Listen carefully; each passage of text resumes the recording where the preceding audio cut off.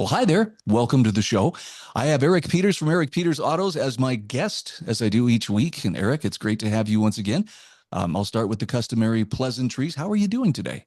Well, I guess I'm okay. I haven't gone radioactive yet, and here's hoping we won't tomorrow. Obviously, the war is back on, as if anybody's surprised by that. And I guess the question I've got is why and for how long? And nobody seems to have any answer to that. Yeah, I know the news was talking about, there's the 10th straight day of bombing Iran. And it's like, tell me again what we get for this in terms of our freedom, our safety. I'm just I want to give the benefit of the doubt, but experience has taught me that really I can't trust the people in Washington, D.C. to tell me the truth. Well, we know what we're getting. Gas is back up over $4 again. We had a brief reprieve for a couple of weeks. Now it's back to where it was. And I guess the worrisome thing, certainly for myself, is that it's possibly going to go a lot higher. I've heard that the SPR, the Strategic Petroleum Reserve, is essentially close to running out, and that actually was the reason why Trump concluded the memorandum of agreement that's now defunct, because we were right at the point of if the war didn't end, things were going to get really hairy with the world economy and with supply chains and all of that. Well, we're back to where we were. And now what? So if that's true, if we had been on the cusp of having an empty SPR in early July, where are we now? And where are we going to be in a couple of weeks from now? And what's the end game here? What's, ultimately the point of what's going on? It's been very evident that bombing the Iranians doesn't accomplish anything more than causing the Iranians to bomb us back. And I heard this morning, and again, we don't know because everything's so confused as far as what we're being told, but apparently there were at least 100 Americans that were injured and many more, and a number of them killed. They're kind of like seeping out after that attack on the facility in Jordan. And that's not a small thing. It's a pretty consequential thing. And now we've got the two things. We've got the gas prices up again, and now we've got American casualties are upping. How long are Americans going to accept this? Are we just going to sort of become like passive Soviets back in the 80s and just, well, we can't do anything about it. It is what it is. I hope not. Well, on the bright side, though, I hear that the chocolate ration is being increased to 40 There you go. grams. So, we got There you that going go. for us. Yeah. I mean, I hope that these maniacs aren't going to do something just completely out of control, like launch a ground invasion of Iran. If they do that, it could end up being a worse debacle than Vietnam was and a faster acting debacle. It took 12 years to get 58,000 Americans killed in Vietnam. It could just take a couple of days to get thousands of Americans killed, invading Karg Island or wherever they're planning on invading. Also, another interesting aspect of it is that, at least at the moment, for now, Israel seems to have retired from the war. Now somehow this war that was started basically for Israel, for the benefit of Israel, is now a war between us and the Iranians, which is an interesting thing. It's kind of a real life example of that old saying about how let's you and him fight. Right. Right. And which it has felt like that was the goal all along. And, now with the Lindsey Graham gone, and oh, by the way, isn't it interesting? Here this senator of many decades of experience and irreplaceable, champion of the American way. But his sister, who has no political experience, within 24 hours can replace him. That's Who incredible. knew? A heritable political office. Like they've done it Wow. before, didn't they? With McCain, when McCain died, didn't they insert who was it? His family member, that his wife, I guess, assumed that role. That's a really fascinating thing. That an elected office can somehow be transferred to somebody who has never been elected and really hasn't got the least basis for claiming to be the person who should hold that office. It was questionable under the Bush dynasty. We saw the Clintons do some things that seemed pretty sus, in getting Chelsea set up for life. Liz Cheney, another example of a little nepotism here, but man, I don't mean to run down. I'm not running down the country, but I am definitely running down our government. I don't trust anybody at the federal level, with the exception of Thomas Massey and maybe one or two others that seem to be willing to suffer, for standing on principle. Yeah, I see a common thread here, and it's essentially something that Tucker Carlson touched on recently, which is that it's not just that they lie to us; it's that they hate us. They have contempt for us. The manner in which they behave reveals that they just think that we're just beyond, beneath any kind of respect whatsoever. Look what's going on with McConnell. I mean, they tell us, they actually have the audacity to tell us that, oh, all that happened was that, he had a minor fall and he had a little pneumonia, but he's fine. We talked to him for 20 minutes. It's clear the man has got to be incapacitated. Just common sense tells you that if he's operational mentally, maybe he's in a hospital bed because he broke his leg or something. Well, if you're in a hospital bed because you broke your leg, you can still do a Zoom call, can't you? You could entertain some reporters in your hospital suite to say, "Hey, here I am. I'm on the phone with my colleagues in the Senate. I'm working on the public's business." Nothing. It's very clear that something hugely fishy is going on. That he's either dead or he's brain dead, or he's something along those lines. And we're also supposed to pretend that it's hallucinatory. I read a wonderful article earlier this week, or I guess it was late last week, from Paul Rosenberg about restoring civil society. And he brought up something. I want to bounce this off you just to kind of get your reaction. Um, would you agree or disagree that there was a time where not everybody had gone into politics? In other words, a person could live a pretty normal life without having to buy into politics at all these different levels. 100%. Absolutely. We lived it, you and I. Politics was sort of on the periphery. It was incidental. During election season, sure, people, got into whoever it was that they were supporting for the office. But the rest of the time, life was normal. It wasn't constantly political, constantly ideological. Certainly at work, I remember going to work when, before I went on to work for myself, but you just worked. You didn't, align yourself according to whatever the political party was that you decided to align yourself with, separating yourself from the people who didn't align with that party. Now it's everywhere. It's saturated our culture. It's hyper politics, and it's Yeah. hyper ideology too. It's no longer even a reasoned discourse about your philosophical point of view about the proper role of government vis-a-vis the individual. It's this strident, almost religious. It has that quality to it. Dogma that you have to accept these tenets of the faith, so to speak. And if you don't, then you're an apostate. You're a horrible person. If you don't hew to the tenets of the faith of this side, and they feel the same way about the people on the other side. It's a form of psychosis. It's absolutely pathological. There's a description here that Paul Rosenberg offers about how politics became almighty.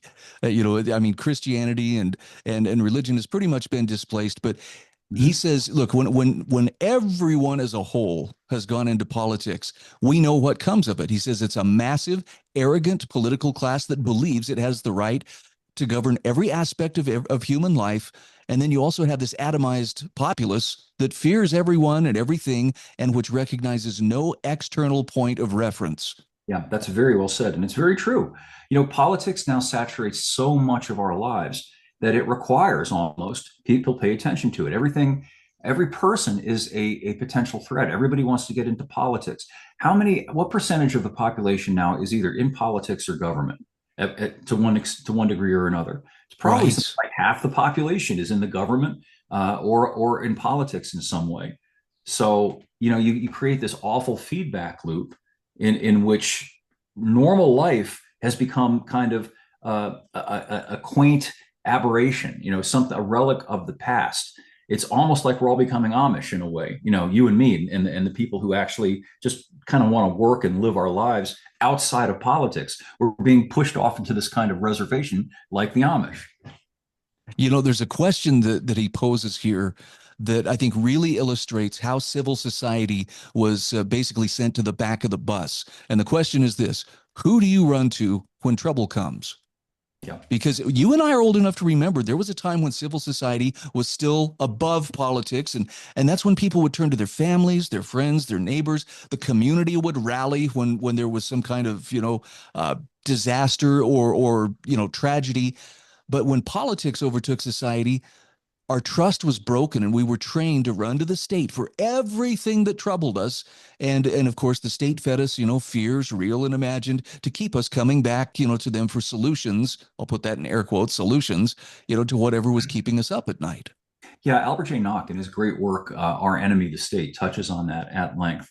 And he compares, sort of a loose aggregate society, voluntary interactions between people, as opposed to the state, which is corrosive because, you transfer your own moral responsibility to this government. And then instead of people being seen as your neighbors and your friends and people in the community, they become hostile threats, potentially, at least.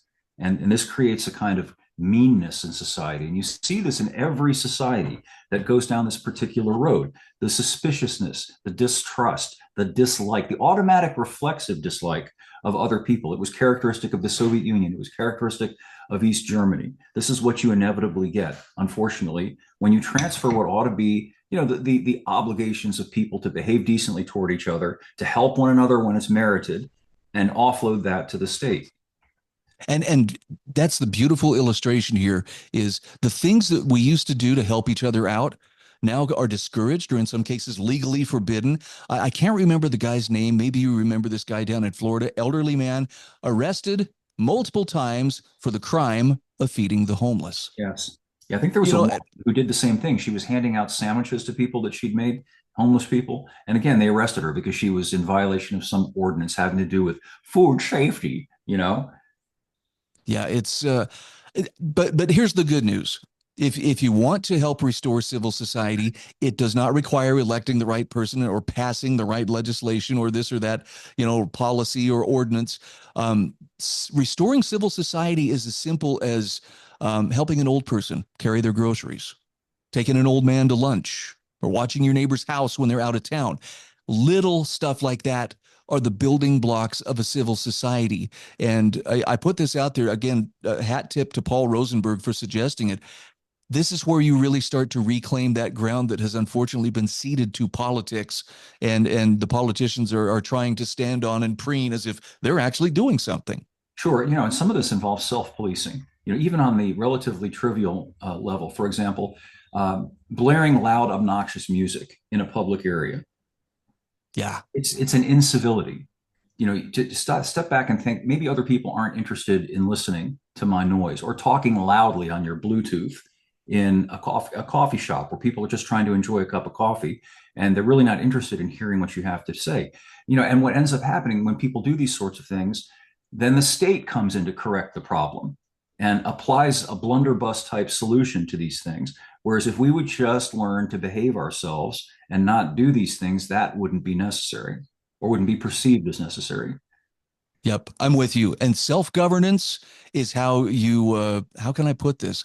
Reduce the state's power over you. People who can govern themselves don't need some kind of external force being exerted on them, to compel, getting along with others.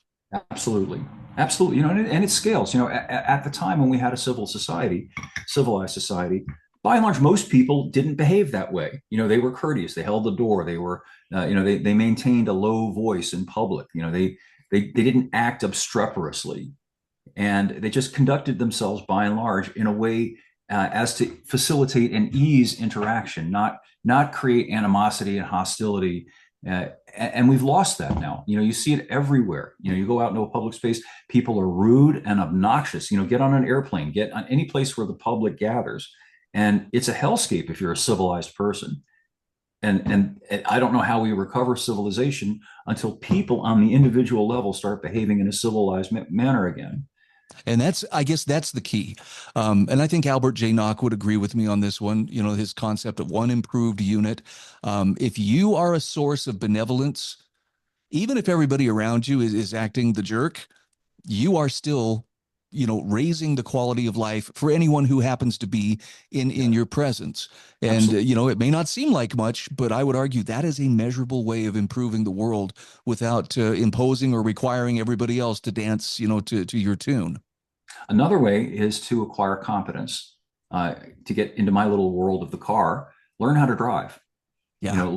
Learn how to deal with basic problems that crop up, like a flat tire, or your exhaust pipe falls off the car while you're driving. so that you can deal with it, so that you're not helpless, and so that you're not hoping somebody's going to come and help me, i.e., the state. The more that you can become a master of things, the less that you're a slave to things. Well said. Now let's pivot here. I noticed you had an article about why should it be illegal to text and drive, and I know that right there sets some people off. Their That's inner purposeful. Karen, yeah, their inner Karen is going to come right out. Well, of course, texting and driving is as dangerous as being drunk and driving. Let's make the case for why we cannot make a blanket statement that it's always dangerous to text when you're behind the wheel.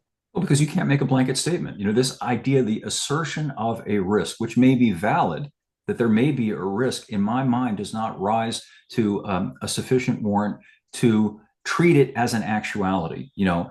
This idea that, well, somebody might, that's a bad doctrine, in my opinion. I prefer somebody did. If somebody causes an accident due to inattention or incompetence, by all means hold them responsible for that, because they actually did something. It's pretty binary, it's pretty black and white. You don't have to debate whether the person was at fault or not. They were, clearly. So hold them accountable for that. What I don't like is this idea of holding people accountable for things that haven't happened, because somebody thinks that they might. The problem there, the real problem, is that it just gets more and more and more extreme. The drunk driving issue is a really good example. We went from having a standard in most states that was something, I think it was at one point 0.15. It was, you had to be pretty liquored up to be convicted of drunk driving. And generally, you had to have been witnessed driving erratically. A cop would be out and see you weaving all over the road. He'd pull you over. Then you find out that the guy's got a 0.15 or whatever. And, they're convicted of drunk driving. Now, you can literally have almost no alcohol in your system. And if you're under 21, you don't even have to have that. If you have an empty can in your car that was there for weeks, they can arrest you for drunk driving. It's kind of a reductio ad absurdum. And that's, I think, the inherent problem with this, because there's no end to it. How do you define it? Might is indefinable, whereas what actually happened is objectively, there it is. That's the point that I was trying to make. Yeah, and every one of those arrests on those technicalities comes with a complimentary lecture about the safety that is being advanced in the community by the state intervening and taking you away. In the case of the cell phones, it's really halting because of the fact that, what do cops, you ever look in a cop car? They've got a Oh computer yeah, laptop, and they're constantly pecking away on their laptop while they're driving, just like or they're driving talking on the radio. or talking on the radio and not wearing a seatbelt. All of these things. Years ago, I got into a conversation with a cop about the issue of speeding. And, I said, how come it is that you pulled me over for speeding, but you speed all the time with impunity? And he said, well, I'm trained. I said, well, so am I. I've actually taken a number of high performance driving courses, the same courses, by the way, that a lot of cops take, the DEA and the FBI take. I've taken those courses. I'm trained. I'm probably more trained than you. So how come I can't speed? No answer.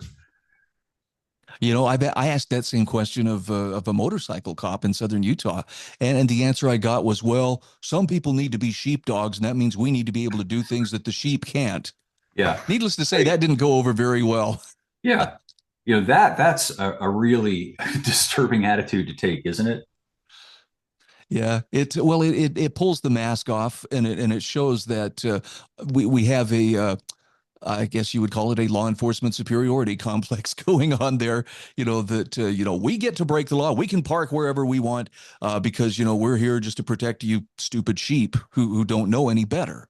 Yeah, I mean, a theme that I have harped on for decades is the distinction between the old common law doctrine that you have to produce a victim for there to have been a crime, as opposed to this sort of case law doctrine that just because there's a law and the law has been violated, that justifies punishing people. That is the essence of totalitarianism. There are lots of laws in East Germany, Soviet Union, Nazi Germany, lots of laws, lots of enforcement of those laws too. This is axiomatic. It's a self-evident truth. It's not an arguable point. So most people understand that a lot of those laws were pretty evil. How about in America? It was once legal to own people as slaves. That was the law. You legally had a right to own another human being. And if you helped a runaway slave, if you hid one, that was very much against the law. And you could be prosecuted. Isn't it not obvious that there's not necessarily a congruence between legal and right? No, that's a beautiful illustration. Eric, we're down to the last couple minutes here. I'm going to ask you if there's anything on your radar screen, automotive wise, that stands out and you feel like you'd like to share. Yeah, well, we're now very close to the beginning of the 2027 model year. The 2027s are just beginning to come out. And as you may know, per federal requirement, the 2027 is the model year when all vehicles must have this distracted, drowsy driver technology, which effectively means a camera in the car that watches you while you drive and analyzes your eye movements and will parent you if it thinks that you're distracted or drowsy. And that's the first piece of what's going to be ultimately a driver control technology, the kill switch that people talk about vernacularly. That's what it will be, because ultimately, when the car decides that you're distracted, you're drowsy, you're drunk, it will simply shut itself off, probably, or pull itself over to the side of the road. Even the technology, as they used to say in the opening to the $6 Million Man, they have the technology. It's being implemented piecemeal, to make sure that people don't get too agitated about it all at once. They just get them to accept this piece, then that piece, then this piece, and before you know it, you're in a pen. Tyranny always comes on cat's feet. So It does. keep that in mind. Absolutely. Again, great to visit with you as always. Eric Peters from Eric Peters Autos. Look forward to our conversation next week. As always, thank you, Brian.